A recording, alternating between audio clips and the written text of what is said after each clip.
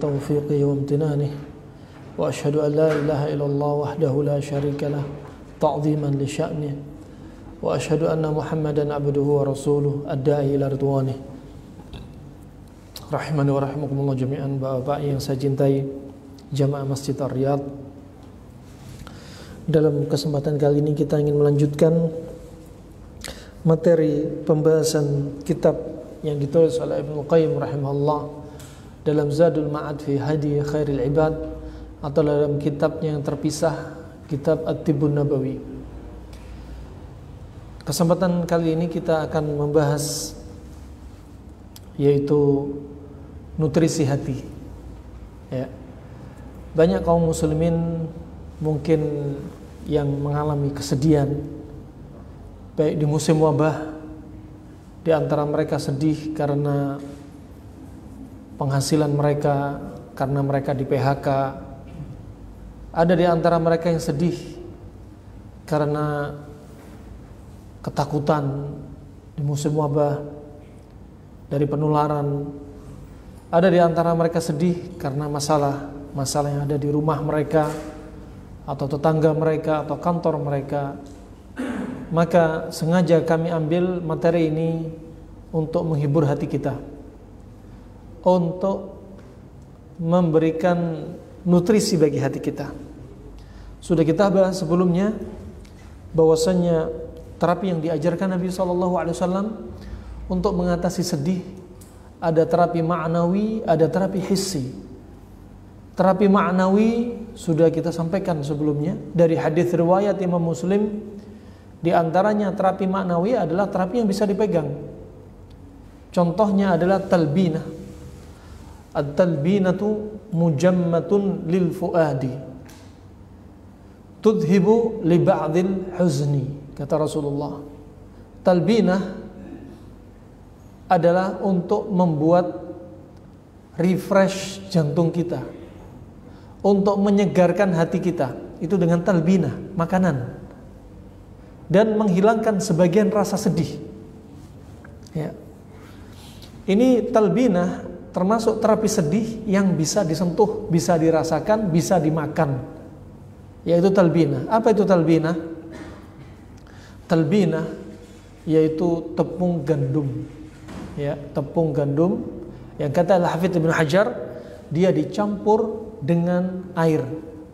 Sebagian orang-orang Arab mengolah talbinah dengan cara tepung gandum dicampur dengan air, diletakkan di atas api dalam panci, diaduk sampai merata, ya. Kemudian terkadang untuk menambah cita rasanya dimatikan apinya, dicampur dengan sedikit madu. Karena apa? Madu tidak baik, ya, diletakkan di atas panasnya api dan dikonsumsi. Dan ini untuk mengobati rasa sedih. Ya. Orang yang sakitnya mungkin agak lama, mungkin kronik, akan timbul sedih. Sakit 1 hari, 2 hari, 3 hari, mungkin tidak mengapa. Ya tahammal, dia bisa menanggung beban sakit tersebut. Tapi tatkala maradul muzmin, penyakit yang kronik, maka sedihnya dia baru dia bisa rasakan. Talbinah sangat membantu untuk menerapi rasa sedih, depresi, ya. Karena sebagaimana telah kita sampaikan, talbinah, tepung gandum ini sifatnya dingin, dan sedih sifatnya panas. Orang psikosomatik sifatnya panas, orang depresi sifatnya panas. Yang sebagai gejala yang nampaknya adalah insomnia, kemudian tensi naik, sakit mah, diajak bicara sensitif, ya. Nah, kadang suhu badannya tinggi. Kenapa? Orang sedih, kalorinya banyak yang terbakar, ya. Seperti terbakarnya kalori, seperti dia mengitari lapangan sepak bola 7 kali, Masya Allah. Makanya ketika sedih, tenaga dia lebih cepat habis. Sudah kita sampaikan dalam pertemuan yang lalu pula, Nabi Yakub alaihissalam buta matanya Sebagaimana firman Allah dalam surat Yusuf ayat 84, wa abyaddat ainahu minal huzni fahuwa kadhim. Dan kedua matanya memutih karena apa? Rasa sedih yang menumpuk. Al-kadhim kata para ulama disebutkan dalam tafsir yaitu rasa sedih yang menumpuk, yang dipendam, yang enggak diceritakan. Ya, seperti Nabi Yakub enggak cerita ke istrinya, enggak cerita ke anak-anaknya. Sedihnya dia yang sangat menumpuk saking sayangnya dengan putranya yaitu Nabi Yusuf. Ya. Kemudian dikatakan menumpuk, ada yang mengatakan anak selain Nabi Yusuf, anaknya Nabi Yakub, ada yang mengatakan dalam riwayat disebutkan wallahu alam ada yang namanya Benyamin, ya. Dia juga hilang sehingga sedih ditambah sedih. 30 tahun atau hampir 40 tahun berpisah dengan Nabi Yusuf. Sehingga 6 tahun mengalami kebutaan. Ya, mengalami kebutaan. Dan ini termasuk apa? Kita sebutkan tadi sifatnya panas. Sifatnya panas. Ketika sedih berkepanjangan, kita sebutkan kemarin dalam faedah yang disebutkan oleh seorang dokter dari Mesir, kenapa Nabi Yakub sampai buta kedua matanya? Kata beliau ini, hafizahullah, ya, kedua matanya buta karena sedih yang numpuk berkepanjangan, kronik sedihnya menyebabkan adrenalin meningkat. Adrenalin meningkat dalam jangka waktu yang panjang menyebabkan insulin turun, menekan insulin sehingga gula di dalam darah sulit tercerai-beraikan, sulit terpecahkan, sehingga banyak menumpuk di kulit, nyebar di mana-mana sehingga kadar gula darah naik, bahkan naik sehingga darah yang menyuplai seluruh tubuh termasuk yang lewat kepala, termasuk sampai ke mata, sehingga menimbulkan katarak, ya, sehingga menimbulkan katarak. Nah, dan kemudian disebutkan dalam surat Yusuf ayat yang ke-93 ketika Nabi Yusuf memerintah saudaranya untuk menyampaikan pakaiannya untuk diusapkan ke mukanya, wajahnya Nabi Yakub, bapaknya, ya, maka Nabi Yusuf mencium aroma, Nabi Yakub mencium aroma Nabi Yusuf. Tatkala rasa riang gembira mulai muncul, ya, maka buta matanya pada Nabi Yakub hilang, Allah sembuhkan. Para ulama menyebutkan kedua mata ini sembuh kembali. Yang 6 tahun buta bisa melihat kembali, tidak lepas dari dua kemungkinan. Salah satu dari dua atau dua-duanya. Salah satunya adalah tatkala rasa senang yang muncul dari hati Nabi Yakub karena mencium aroma anaknya yang disayanginya yang hampir 40 tahun berpisah. Saat itu hormon kesenangan epinefrin keluar, adrenalin kembali keluar, kembali normal, insulin kembali normal. Kemudian mata dia yang tadinya kena katarak hilang. Dan sebab yang kedua itu adalah mukjizat dari Allah Subhanahu wa taala kepada kedua nabi ini, Nabi Yusuf dan Nabi Yakub alaihi wassalam. Rahimana wa rahimakumullah. Inilah sifatnya panas. Kemudian yang menunjukkan sedih sifatnya panas, rambut kita cepat beruban. Kalau orang sedih, kita katakan seperti mengitari lapangan sepak bola, kalori dia hilang 7 kali. Sehingga yang mana ginjal ini fungsinya kalau dalam kendaraan bermotor seperti plak, seperti busi. Dia untuk memercikkan api. Lokasinya di ginjal. Ketika percikan api ini sudah banyak keluar karena rasa sedih, kalori hilang, apa yang terjadi? Rambut memutih, kulit keriput, ada mata panda, ya. Ini ciri-ciri ginjal dia sudah melemah, tenaganya sudah mulai berkurang. Makanya Nabi SAW mengajarkan doa, Allahumma inni a'udzubika min jarin su' wa min zaujin tusyayyibuni qabla al-masyib. Disahihkan oleh Syekh Albani rahimahullah. Dan Nabi mengajarkan doa, ya Allah, lindungilah aku dari tetangga yang buruk akhlaknya, ya Allah, lindungilah aku dari jeleknya pasangan hidup yang menyebabkan uban keluar sebelum masa tuaku. Ini menunjukkan apa? Sedih, sifatnya panas. Coba rambutnya memutih, banyak panas yang dikeluarkan. Naam, rahimani wa rahimakumullah jami'an. Oleh karena itu talbinah sifatnya dingin. Talbinah sifatnya dingin, yaitu tepung gandum.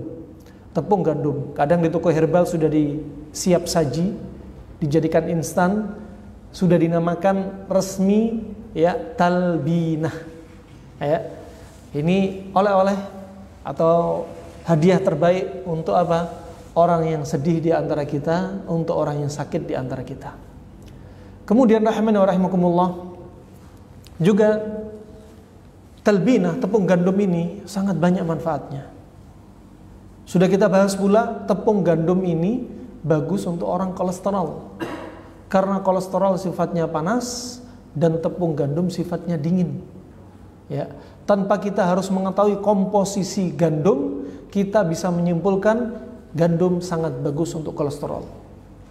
Sangat bagus untuk kolesterol. Kita nggak membahas, kan gandum itu mengandung gluten. Kan nggak bahas gluten. Gluten bukan teorinya kita. Kita hanya membahas panas dan dingin. Nah, kemudian yang berikutnya juga alhamdulillah beberapa dari saudara kita, yaitu saudara kita kaum muslimin yang mereka menderita kencing manis bahkan turunan, bukan dapatan. Turunan, turun temurun kencing manis yang dia rasakan ini. Kencing puluhan kali. Dan kencing manis sifatnya panas. Ya. Kencing manis sifatnya panas. Oleh karena itu, yang kencing manis pantangannya panas-panas berarti. Bukan hanya gula saja. Termasuk daging kambing, termasuk ikan asin, berarti pantangannya simple sekali. Ya, Anda diajari untuk mengobati satu penyakit dengan lawan dari penyakit tersebut, dan diajari untuk menjauhi pantangan yang mana pantangan ini sifatnya sama dengan sifat penyakit tersebut. Ya, kemudian subhanallah, kita hanya meresepi ya untuk orang yang kencing manis dengan izin Allah hanya dalam hitungan 1 pekan menggunakan gandum utuh yang berwujud hampir seperti beras, masih utuh. 2 genggam dicampur dengan air 1 sampai 1,5 liter, direndam semalaman, diminum besok harinya 5 kali sampai 6 kali. Dengan izin Allah kencingnya sudah normal. Kenapa? Kencing manis panas, gandum dingin. Ya, bukan hanya kencing manis, untuk tensinya, untuk rasa sedihnya, ya, untuk sakit mahnya, masya Allah, untuk mencuci ginjalnya, ya, pakai gandum. Fungsinya sangat banyak. Barakallahu fikum. Nah, kemudian adapun terapi sedih dari sisi maknawi yang nggak bisa dipegang, yaitu yang diajarkan Nabi SAW. Di antaranya doa-doa seperti apa? Allahumma rahmataka arju wala takilni ila nafsi tarfata ainin wa aslih li sya'ni kullah la ilaha illa ant. Ya Allah, rahmatmu aku harapkan. Ya Allah, rahmatmu aku harapkan. Ini doa yang sangat indah. Kita butuh rahmat Allah. Ya. Dan jangan biarkan diriku ini kau biarkan sendirian. 1 kejap mata pun kau tidak perhatikan diriku. Masya Allah. Dan perbaikilah diriku, semua kondisi diriku. La ilaha illa ant. Gak ada sesembahan yang berhak disembah kecuali engkau. Obatnya sedih, kembali kepada tauhid, kembali kepada Allah. Ketika ada musibah, ketika ada rasa sedih, apa yang membuat Anda sedih, segala hal, jangan sekali-kali suudzon sama Allah. Ya. Jangan sekali-kali suudzon sama Allah Jalla fi'ula. Berbaik sangka. Buruk menurut kita, di sisi Allah adalah terbaik sebenarnya untuk kita. Asa an takrahu syai'an wa huwa khairul lakum. Ya, kalian mengira itu benci, perkara yang dibenci. Padahal bagi Allah, di sisi Allah itu baik untuk kalian. Rasa sedih ini menghapus dosa kita. Semakin kuat iman seseorang, cobaan akan semakin bertambah. Kesedihan yang akan diberikan kepada dia akan semakin bertambah. Makanya banyak zikir. Juga zikirnya Dhannun. Siapa Dhannun? Nabi Yunus. Dha itu yang memiliki, sahib. Nun itu nama ikannya. Dhannun yang memiliki kisah ikan, yaitu Nabi Yunus. Ya, Nabi Yunus ya ketika sedih fi batnil hut, dalam perutnya ikan ini. Ya, ikan ini padahal umurnya panjang banget. Ya, umurnya 1000 tahun ikan nih. Dan dia ini harusnya mengarah ke lain arah, tetapi tiba-tiba dia balik. Tentunya diperintah Allah atas kehendak Allah.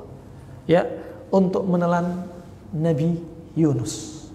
Di dalam perut ikan ini Nabi Yunus banyak berzikir, la ilaha illa anta subhanaka inni kuntu minadh dhalimin. Ya, coba obatnya sedih apa? Lagi-lagi tauhid. Ya, la ilaha illa anta subhanaka inni kuntu minadh dhalimin. Ya, mengikhlaskan tauhid kepada Allah Subhanahu wa taala.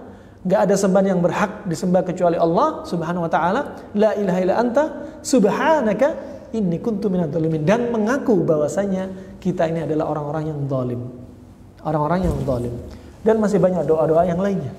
Begitu pula mindset yang ketiga.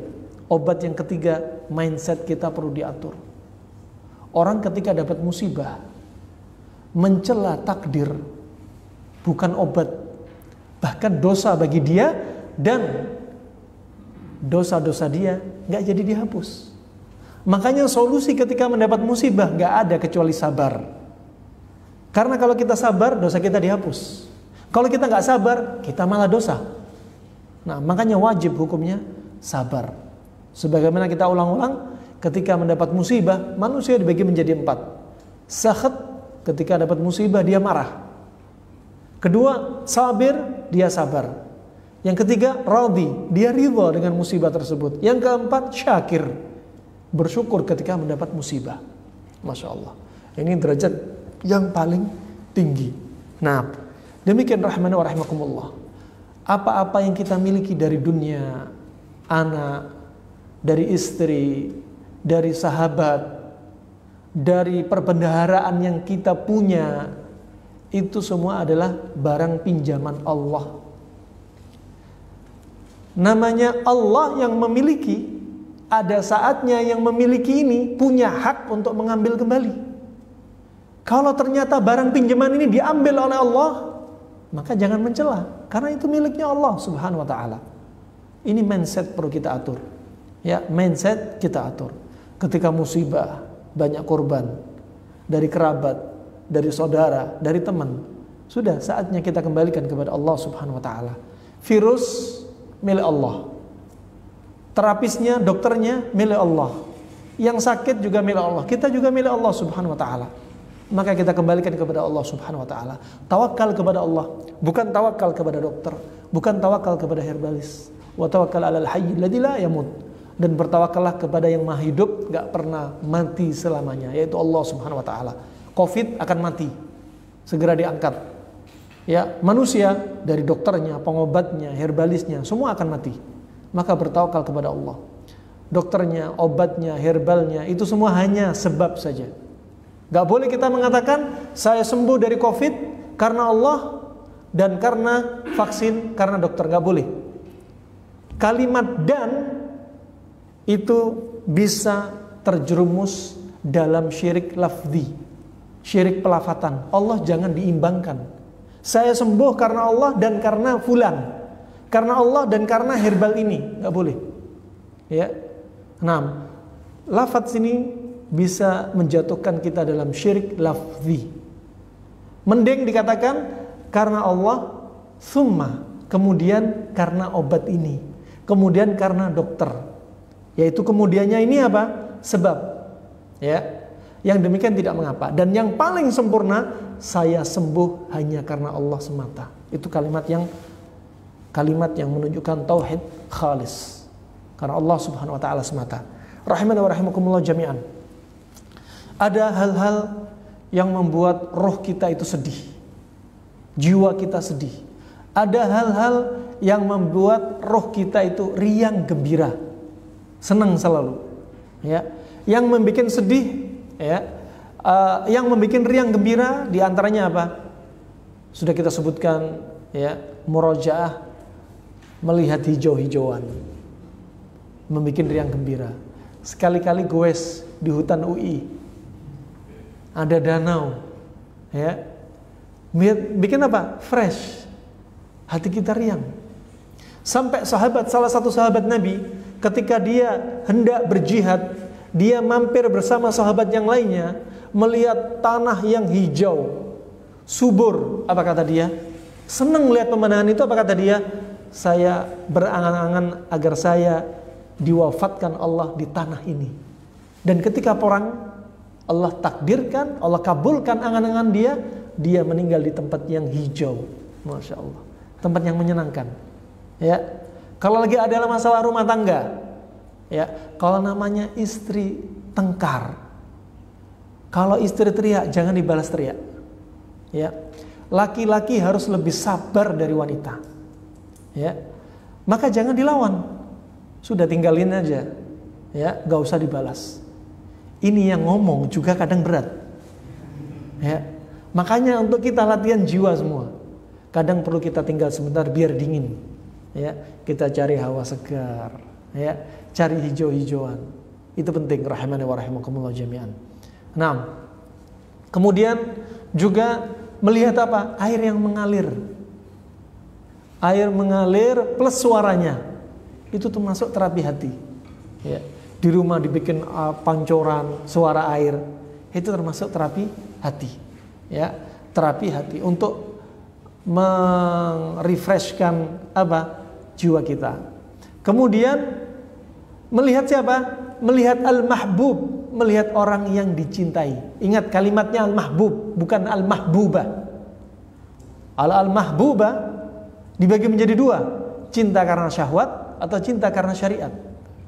Kalau melihat mahbubah, melihat wanita. Melihat wanita dibagi menjadi dua. Wanita yang enggak halal untuk dia lihat, wanita yang halal untuk dia lihat. Melihat wanita yang bukan halal untuk dia lihat, yaitu wanita yang haram untuk dia lihat. Ini enggak boleh, malah bikin sakit hati. Ya. Nah, melihat tapi enggak bisa menikmati, sakit hati itu. Nah, apalagi di dunia maya. Intinya itu hanya apa? Tawaran syaitan. Kalau melihat suatu yang wanita berpakaian tapi telanjang, hakikatnya Anda hanya melihat syahwat. Anda nggak bisa menikmati. Wong yang halal di samping lagi tidur nggak diapa-apain, ngapain jauh-jauh lihat yang nggak bisa dipegang? Ya, pegang yang halal saja. Ibadah, sedekah, wa fi buti ahadikum sedekah. Dan pada ya kemaluan, ya, yaitu pasangan kalian itu adalah sedekah, ya, adalah sedekah. Nah, kemudian juga lihat mahbub, siapa? Teman yang Anda cintai. Ketemu dengan teman yang Anda cintai itu adalah obat untuk menyenangkan hati. Ya. Kemudian wathimar, ya. Melihat apa? Buah-buahan. Ya, itu juga membuat hati terhibur. Dan beberapa hal yang menyebabkan pandangan mata itu hilang. Yang tadinya kuat jadi hilang. Ya. Di antaranya al-masyu hafian. Sering jalan kaki nggak pakai sendal, telanjang kaki. Itu nggak bagus. Kalau kadang-kadang boleh. Bahkan Nabi SAW pernah didatangi sahabat. Ya, dan sahabat ini pernah datang. Di antaranya sahabat ini dalam kisah ini ada seseorang yaitu Abdullah bin Buraidah. Ya, anna rajulan min ashabi Nabi sallallahu alaihi wasallam rahala ila Fudalah bin Ubaid. Ada seorang sahabat sedang menuju ketemu Fudalah bin Ubaid. Ya, yang mana Fudalah bin Ubaid dia tinggal di Mesir. Dan salah satu dari mereka nggak pakai sendal. Kemudian apa katanya? Kana Nabi sallallahu alaihi wasallam ya'muruna an nahtafiya ahyanan. Rasulullah memerintah kami untuk nggak pakai sendal kadang-kadang. Kalau rutinitas ini nggak bagus, bisa membutakan mata, bisa mengurangi pandangan mata. Tapi kalau kadang-kadang bahkan sunnah. Ya, kadang-kadang kita nggak pakai sendal, jalan kaki. Ya, tentunya di tempat yang jauh dari kaca, jauh dari bahaya. Ya, misalkan jalan di atas kerikil, mendatangkan manfaat. Tapi kalau jalannya sering-sering, bisa membahayakan membutakan mata. Kenapa? Karena di kaki ada saraf-saraf mata di antaranya. Ya, di jempol-jempol kaki. Kemudian wa tasabbuhu wa tamassi biwajhil baghid wa thaqil wal adu. Ya. Dan pagi dan sore sering ketemu dengan orang yang dia benci. Hati-hati. Ketemu orang yang benci sama kita, kita ngelihat dia bisa membahayakan pandangan mata kita. Ya, kata Ibnu Qayyim rahimahullah.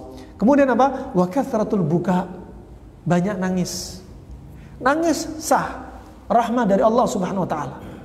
Kita punya anak, sayang sama anak, nangis, rahmah. Rasulullah ketika ditinggal putranya, kemudian Hudzaifah berkata kepada dia, "Ya Rasulullah, ma yubkik? Apa yang bikin kau menangis ya Rasulullah?"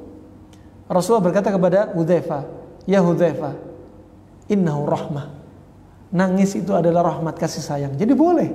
Cuma kalau ekstrim kanan, namanya ekstrim kanan, nangis terus, ini nggak bagus. Ekstrim kiri, hatinya keras, seumur hidup nggak pernah nangis.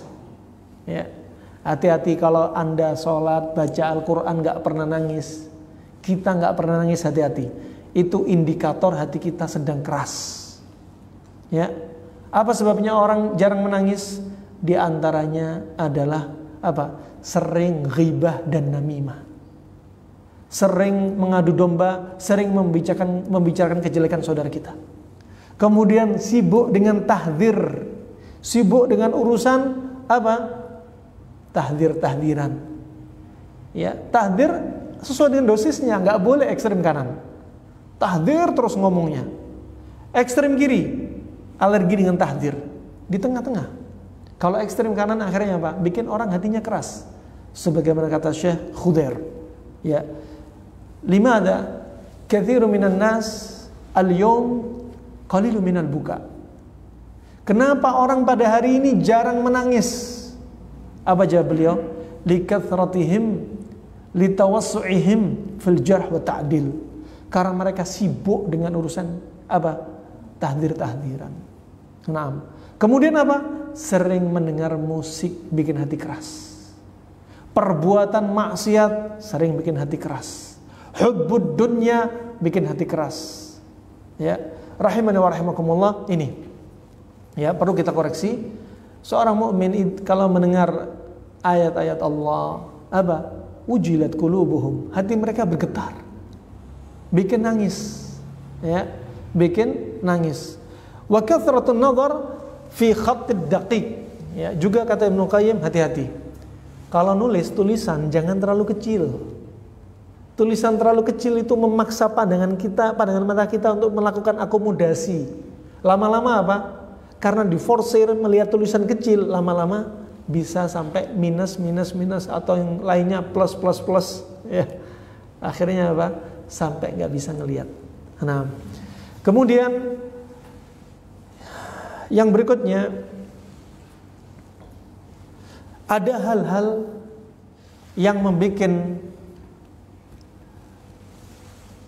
4 perkara yang membuat tubuh ini kuat.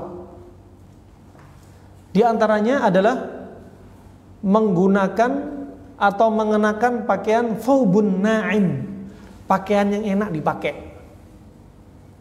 Makanya disebutkan oleh Ibnu Qayyim, pakaian yang baik adalah pakaian seperti kutun atau katun. Itu yang terbaik. Pakaian katun. Ya, adapun pakaian yang berbahan polyester, ya biasanya kalau tempat dingin nimbulkan listrik, nggak nyaman dipakai, pakaiannya tebal, nggak nyaman. Ya, nah, maka pakaian yang enak ini juga membuat kuat tubuh, apalagi di tubuh nanti ada sarafnya, ada meridiannya, pengaruh pakaian ini, ion-ion ini, ya.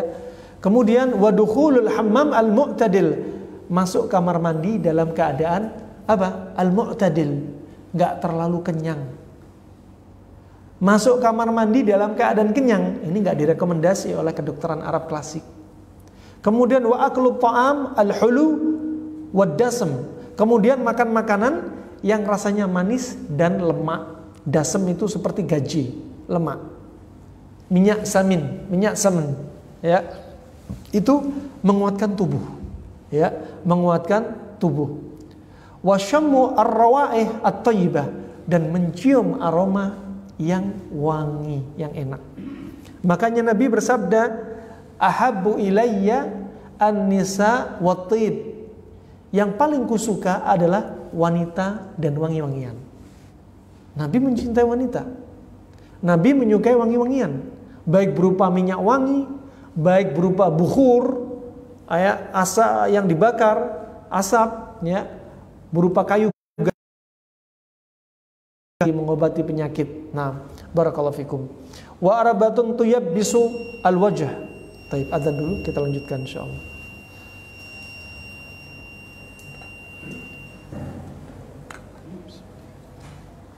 Allahu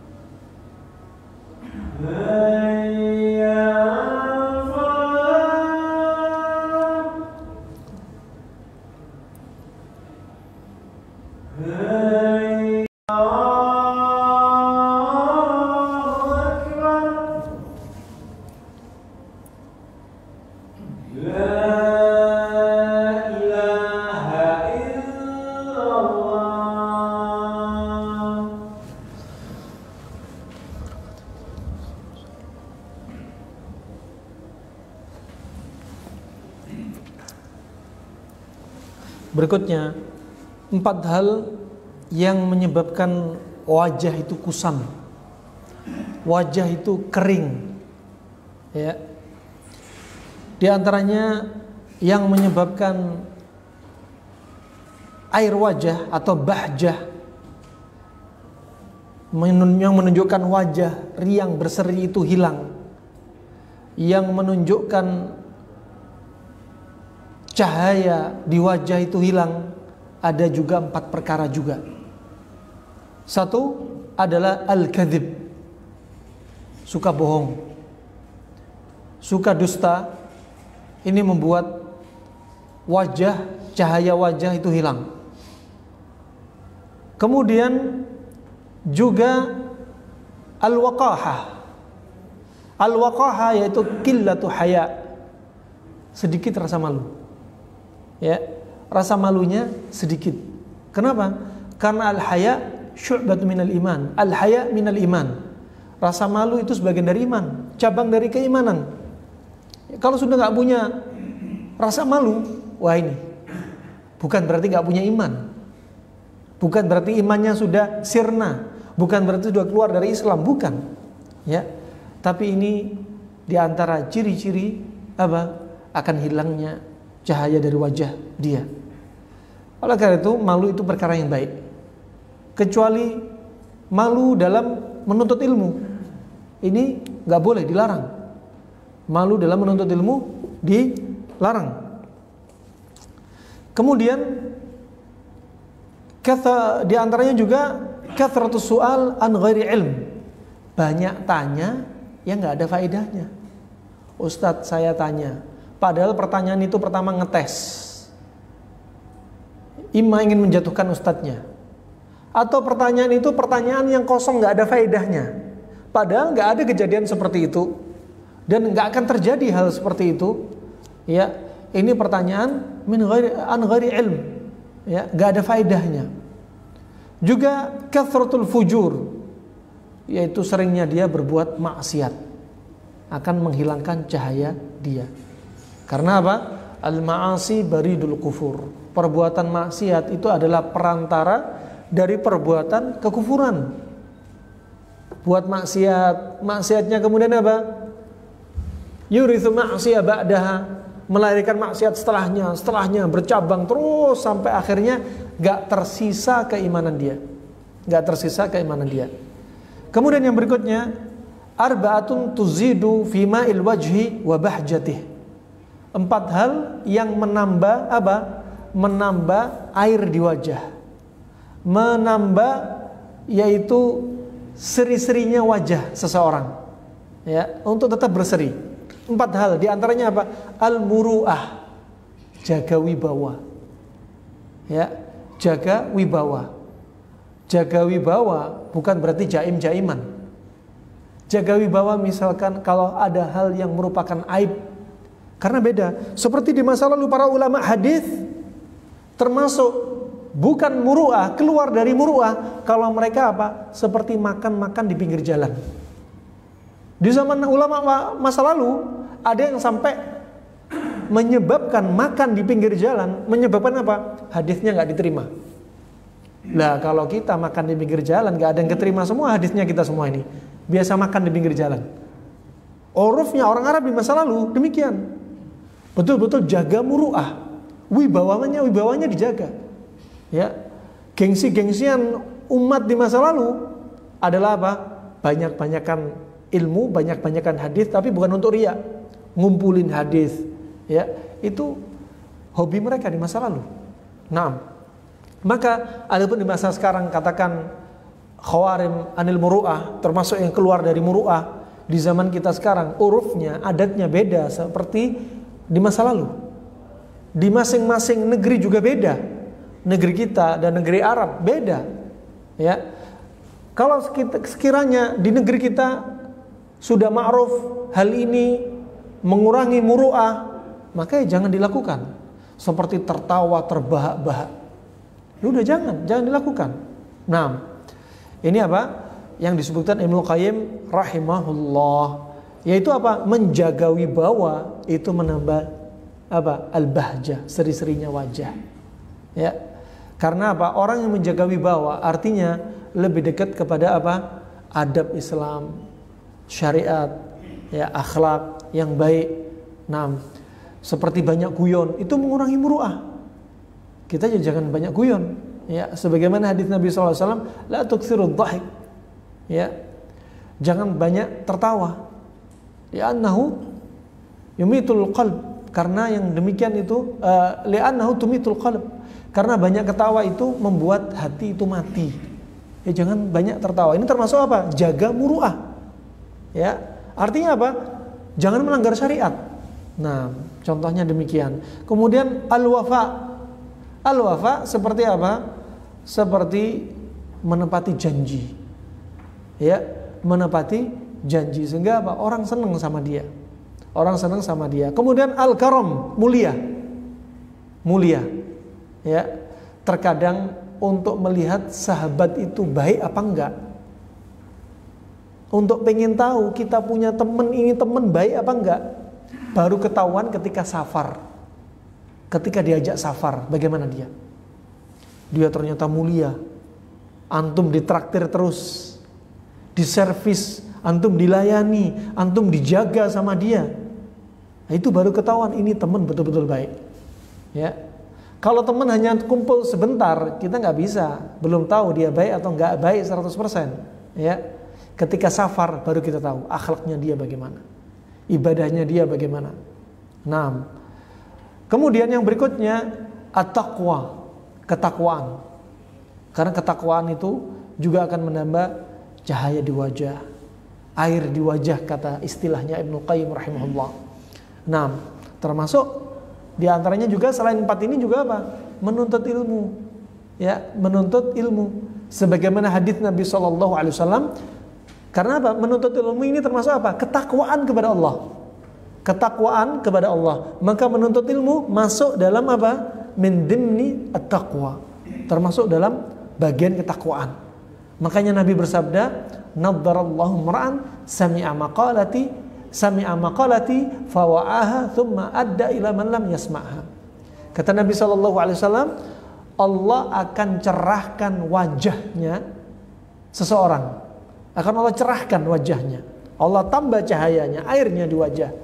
Ya, bagi siapa?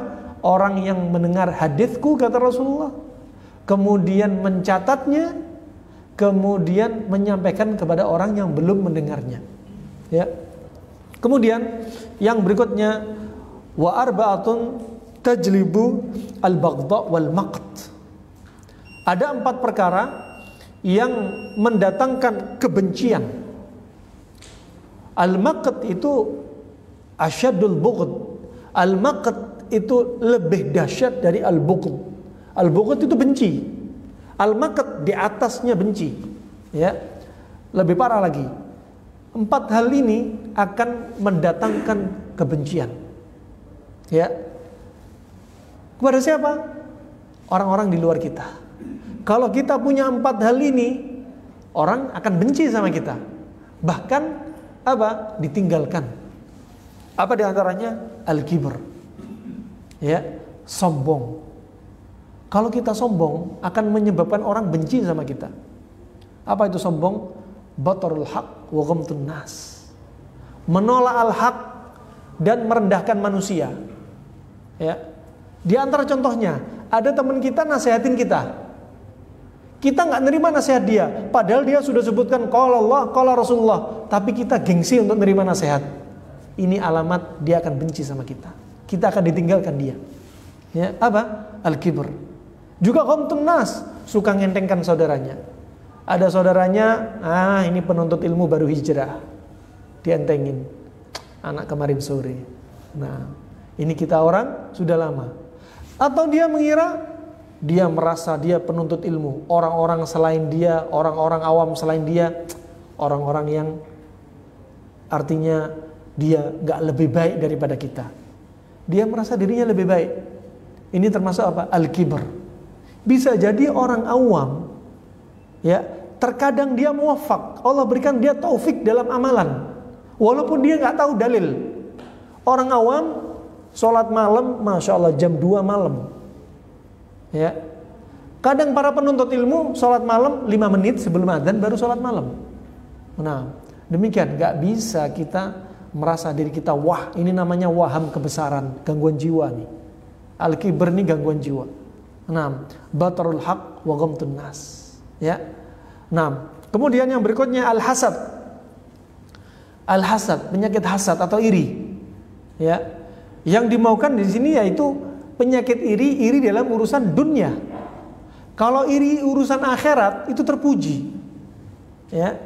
Wah, teman kita Masya Allah kalau ngafal Al-Quran Masya Allah. Gak apa-apa iri, biar kita ikut ngafal seperti dia, punya hafalan seperti dia. Wah Masya Allah si fulan ini kalau sholat rawatib, kalau sholat adzan sudah di masjid. Iri seperti ini gak apa-apa, yang terpuji, biar kita berlomba-lomba seperti dia. Tetapi kalau irinya masalah dunia, yaitu dia menginginkan apa? At-tamanni bizawali an-ni'mah minal ghair, yaitu dia berangan-angan agar kenikmatan yang ada pada saudaranya, yaitu nikmat dunia, itu sirna dari dia. Ini baru hasad. yang tercela. Ya, ada tetangganya punya harta lebih dari dia, hasad. Punya istri lebih cantik dari istri dia, hasad. Punya anak lebih banyak, hasad. Punya rumah lebih baik, hasad. Gajinya tambah, hasad. Ya, semuanya dihasati. Ini penyakit hati, perlu diobati. Di antara obatnya penyakit hasad apa? Apa di antaranya? Hah? Yang jelas penyakit hasad, penyakit hati hasad ini bukan pakai temulawak. Ya. Di antaranya adalah dengan puasa ayyamul bidh. Puasa 3 hari dalam sebulan. Itu untuk mengobati wahras sadr, di antaranya penyakit hasad. Ya, untuk mengobati penyakit hasad. Kemudian yang ketiga adalah al-kadzib. Sama, dusta. Ya. Kemudian an-namimah, suka mengadu domba. Ya. Nabi SAW sudah bersabda, la yadkhulul jannah an-nammam, gak akan masuk surga orang yang sering mengadu domba. Biasanya yang sering terjadi di kalangan para dai dan penuntut ilmu, biasanya para murid sering mengadu domba ustadznya. Seorang murid menghadiri satu kajian ustadz dan dia menghadiri kajian ustadz lain, dan termasuk su'ul adab, adab yang jelek. Murid ini bertanya, ya ustadz, apa hukumnya tentang hal ini? Ustadznya menjawab, ya ustadz, saya mendengar dari ustadz fulan bahwasanya yang benar gini-gini. Ini bukan termasuk adab, bukan termasuk adab. Barakallahu fikum. Kemudian adapun an-namimah, adu domba, ya, dalam urusan selain para penuntut ilmu dan para dai juga banyak terjadi di antara tetangga, terjadi di antara kaum muslimin, ini juga banyak. Ya. Allah juga berfirman, hammazim masya'in binamim. Ini ceritanya orang-orang yang lari jalan kemana-mana mesti mengadu domba. Ya, mesti mengadu domba. Kemudian yang berikutnya, wa arba'atun tajlibu ar-rizq. Dan ada 4 hal yang bisa mendatangkan rizki. Allah akan tambahkan rizki kepada kita. Di antaranya yang pertama adalah qiyamul lail, salat malam. Ya, salat malam akan bikin tambah rezeki. Kemudian wa kathratul istighfar bil ashar. Ya. Kemudian apa? Banyak-banyak istighfar ketika waktu sahur. Ketika waktu sahur, banyak-banyak istighfar. Allah Subhanahu wa taala berfirman, kanu qalilan minal laili ma yahjaun wa bil ashari hum yastaghfirun. Adapun mereka-mereka, ya, mereka ini qalilan minal laili ma yahjaun. Kalau malam jarang mereka itu, ya, meletakkan tubuh mereka di ranjang, yaitu sholat malam, banyak istighfar, sholat malam istighfar, ya. Demikian sholat malam dan istighfar, ya, sholat malam dan istighfar. Kalau nggak bisa sholat malam, banyak-banyak sholat malam, sudah bangun malam tapi banyak-banyak istighfar, ya, bangun malam tapi untuk banyak istighfar yang jelas dipenuhi dengan ketaatan kepada Allah Subhanahu Wa Taala. Seperti kebiasaan Abu Hurairah dengan putrinya, dengan istrinya. Abu Hurairah ketika bangun malam, di tengah malam dia bangun. Ketika sudah lelah untuk sholat malam, dia percikkan air ke wajah istrinya. Kemudian istrinya bangun malam, Abu Hurairah tidur. Ketika istrinya sudah lelah sholat malam, ya, kemudian istrinya memercikkan air di muka putri-putrinya. Kemudian putrinya sholat malam, kemudian istrinya Abu Hurairah tidur. Demikian, kemudian membangunkan Abu Hurairah lagi, bergiliran. Ya, begitu indahnya hidupnya mereka para ulama salaf. Kenapa? Karena kekuatan iman mereka. Ya, apalagi Allah turun di sepertiga malam. Allah turun di sepertiga malam sampai Allah menjanjikan, man yad'uni, ya, fa astajibulah, wa man yas'aluni fa u'tiyah, wa man yastaghfiruni fa aghfiralah. Ini janjinya Allah. Ya, barang siapa yang minta pasti ku jawab, pasti ku beri. Ya. Barang siapa yang berdoa pasti ku kabulkan, kata Allah. Barang siapa meminta pasti ku beri. Barang siapa yang memohon ampun pasti ku ampuni. Ini janji Allah Subhanahu wa taala. Di sepertiga malam, sampai katanya Imam Ahmad, barang siapa yang meninggalkan sholat witir muta'ammidan dengan sengaja, fafihin nifaq, maka pada hati dia ada sifat munafik. Kenapa? Wong sudah tahu Allah turun ke langit dunia, kok sengaja meninggalkan sholat malam? Maka ini ada padanya kenifakan. Ya, ada padanya kenifakan. Nah, kemudian yang ketiga, ta'ahudu as-sadaqah. Banyak-banyak sedekah. Banyak-banyak sedekah ini ternyata apa? Mendatangkan rezeki. Ya, mendatangkan rezeki. Makanya jurusnya setan yang paling manjur apa? Ya'idukumul faqr. Menjanjikan di hadapan mata kalian, kata Allah, dengan kefakiran. Itu jurus setan yang paling manjur. Kalau mau sedekah, kamu nanti miskin. Kalau kamu sedekah, nanti jatah istri kamu kurang. Kalau kamu sedekah, nanti masih ada uang untuk ini, nggak cukup lagi. Sampai subhanallah ada sebagian orang dicatat per bulannya. Uang untuk tamu jatahnya sekian. Uang untuk untuk nafkah anak jatahnya sekian. Ya, subhanallah untuk tamu sampai dijatah. Padahal ikram duyuf hukumnya wajib. Kenapa takut miskin gara-gara menjamu tamu? Takut miskin kalau tamu datang dijamu, walaupun makanannya banyak, semua dikeluarin seolah-olah dia orang yang paling mulia, tamunya pulang, disebutkan kejelekan tamu. Ini baru bikin miskin. Bukan dengan mengeluarkan makanan, itu takut miskin. Jangan. Kita takut miskin kalau kita membicarakan kejelekan tamu yang sudah pulang. Nasallallahu alaihi. Naam. Maka sedekah, sebagaimana hadis Abu Hurairah riwayat Imam Al-Bukhari, apa kata Nabi SAW? Ya, ma naqasat sadaqatun min malin. Sekali-kali nggak akan berkurang sedekah dari uang kalian, nggak akan berkurang. Imma dilipat gandakan di dunia, imma nanti disimpan untuk Allah hasil sedekah dia di akhirat. Imma di dunia dia dapat disegerakan oleh Allah, imma di dunia dan di akhirat dia dapat. Nah, itu janji Allah Subhanahu wa taala. Rahimani wa rahimakumullah, sedekah ini sebagaimana hadis Nabi juga dalam sabdanya, tadawu mardakum bis sadaqah. Ya. Obatilah orang-orang yang sakit di antara kalian ya bis sadaqah. Ya. Tadawu bis sadaqah, ya. Atau berobatilah penyakit kalian dengan sedekah.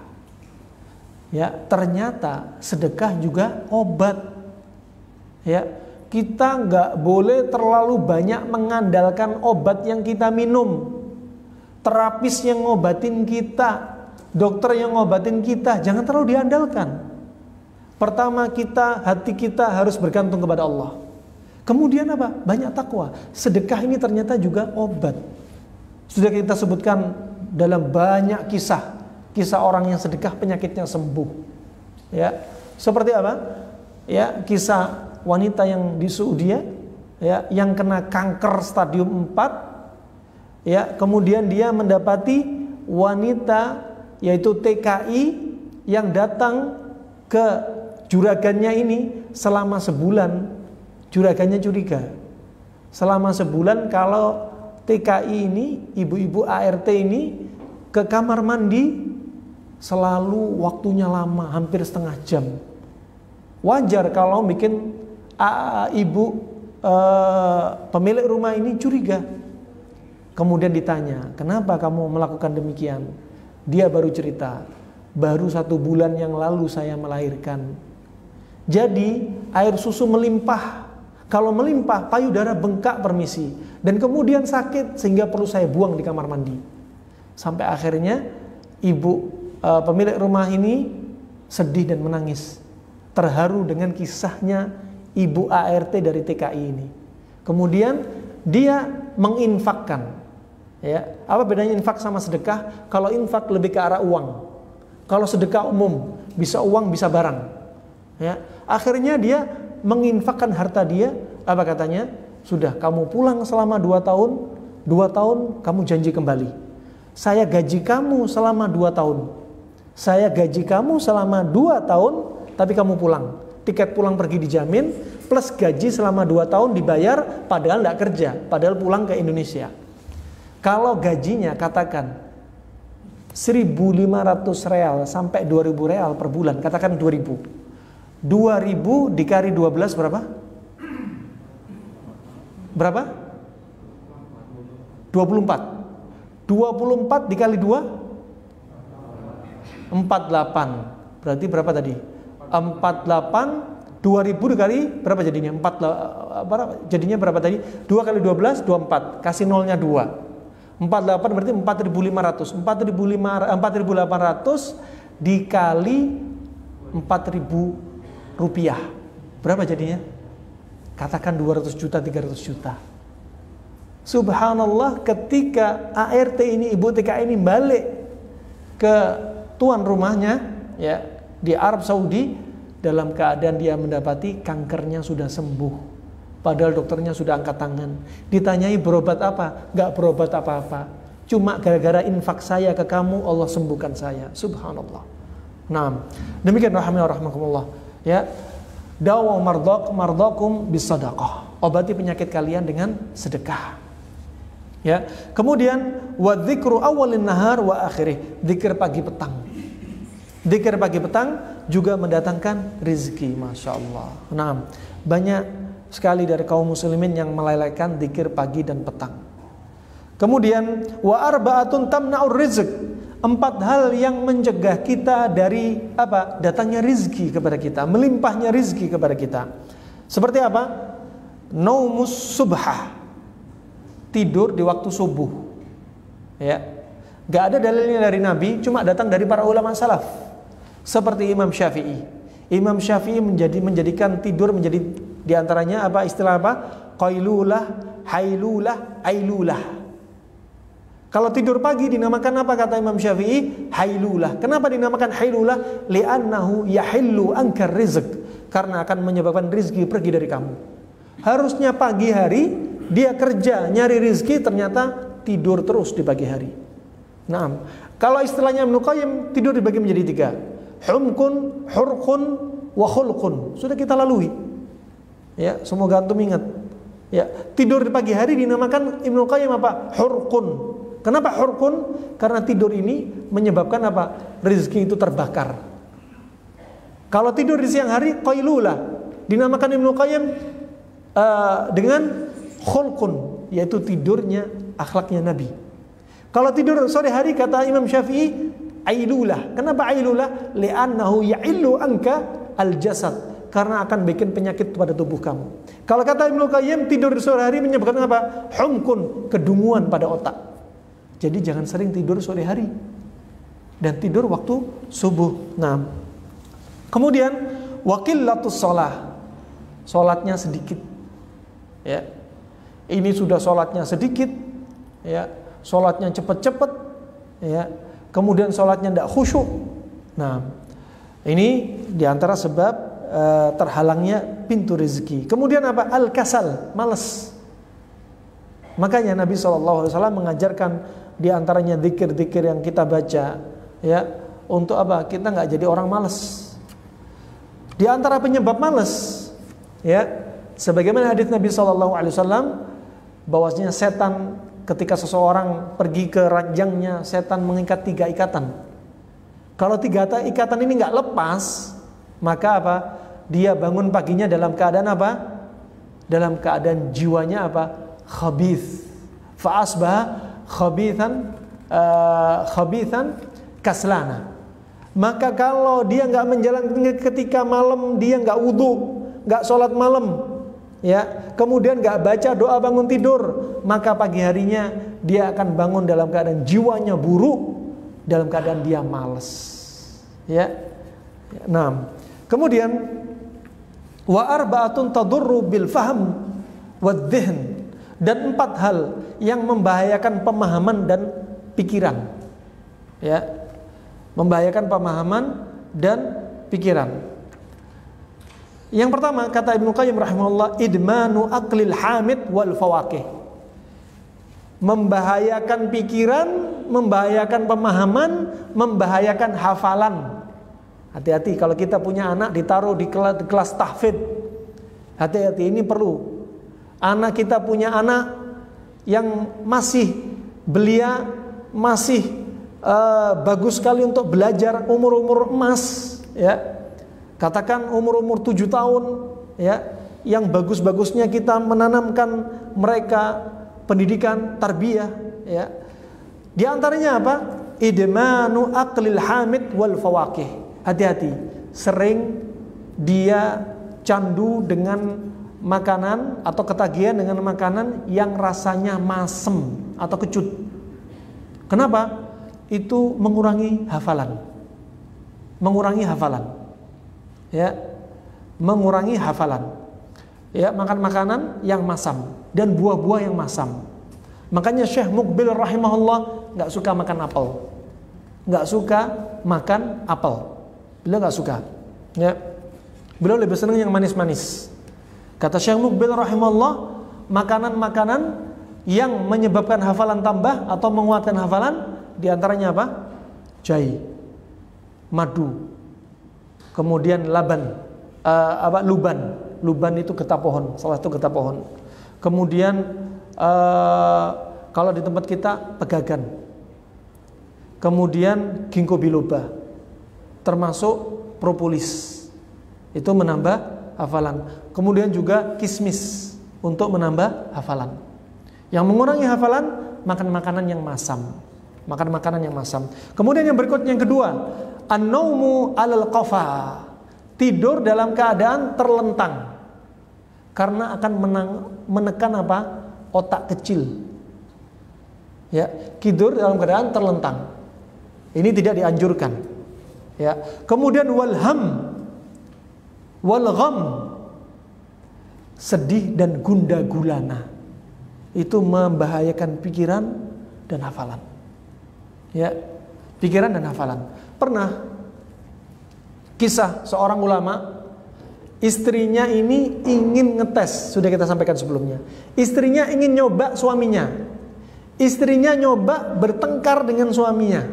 Nyoba sengaja istrinya. Apa yang didapati? Ya, suaminya nggak tahu kalau istrinya itu ingin ngetes saja. Suaminya ngajar nggak konsentrasi, ngajar muridnya nggak konsentrasi. Suaminya dakwah nggak konsentrasi, ibadah sholat nggak konsentrasi.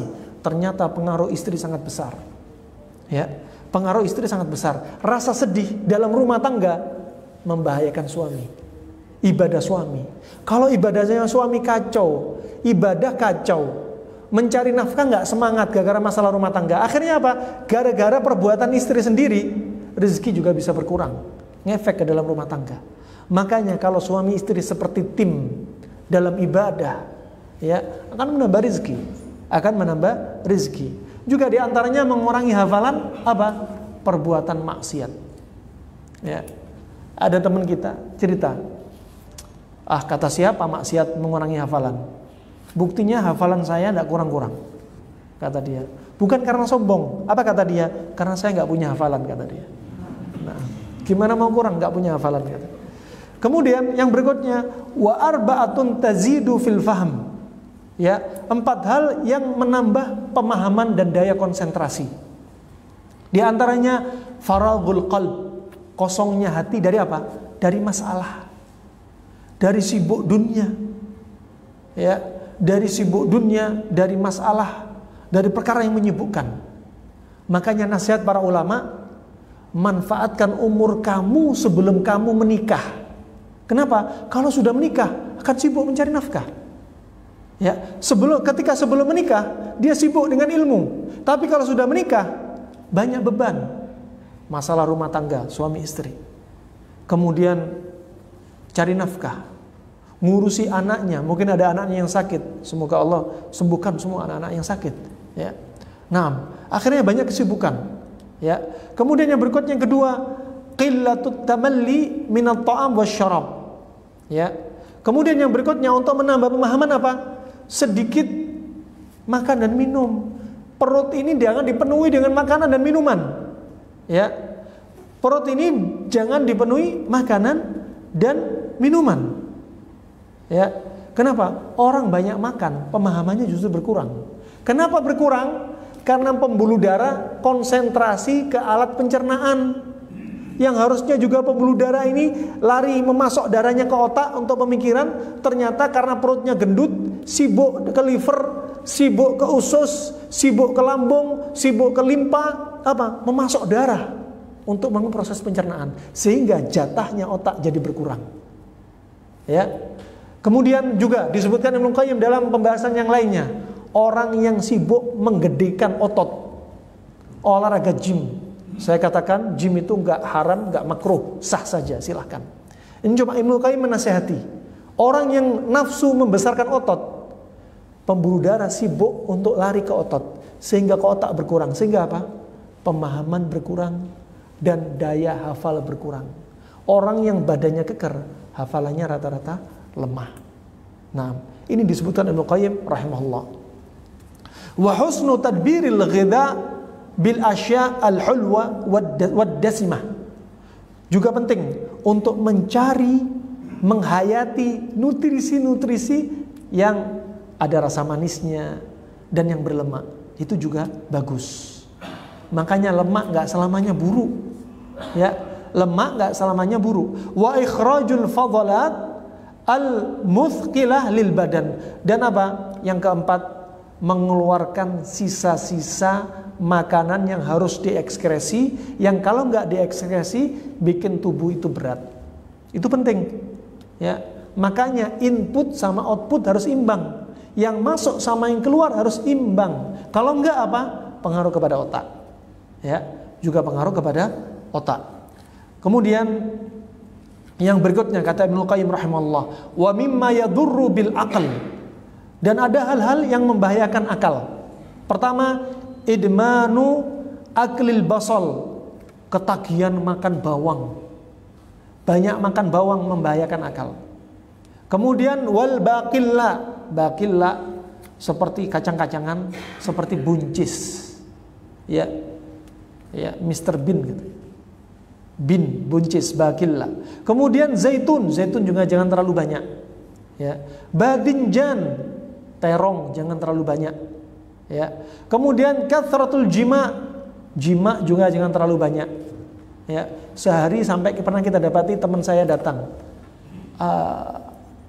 kamu punya obat untuk menguatkan gairah hubungan intim nggak?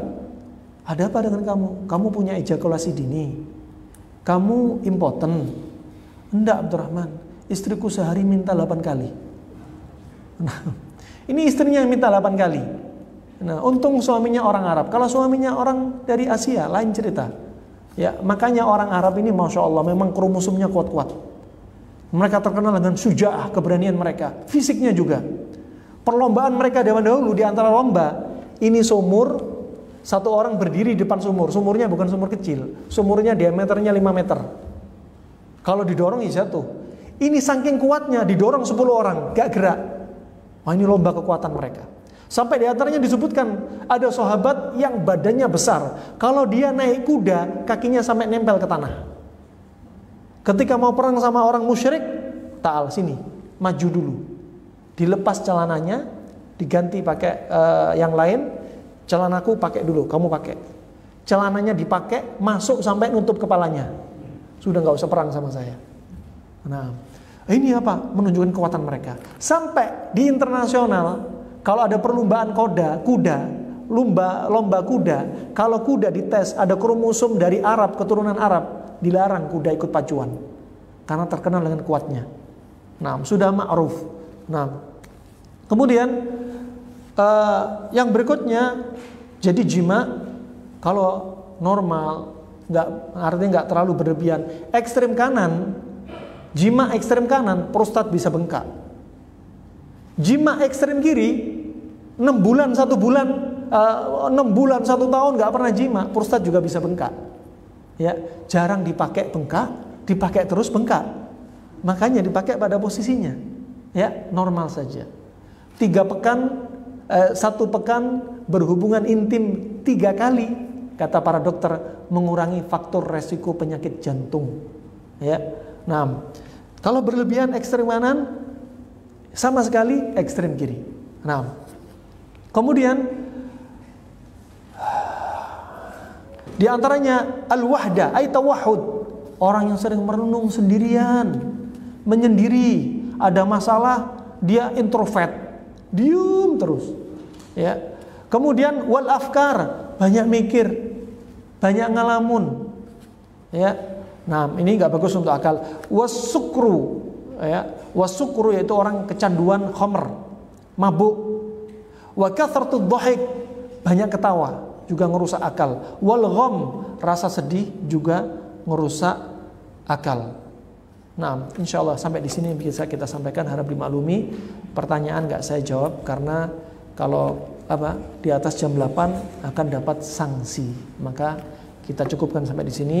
Harap dimaklumi atas keterbatasan ilmu saya, dan jika ada kesalahan dari salah ucap saya atau kesalahan dalam qala Allah qala Rasulullah, ya karena keterbatasan ilmu saya, dari pemahaman saya. Jika ada benarnya tentunya dari Allah SWT.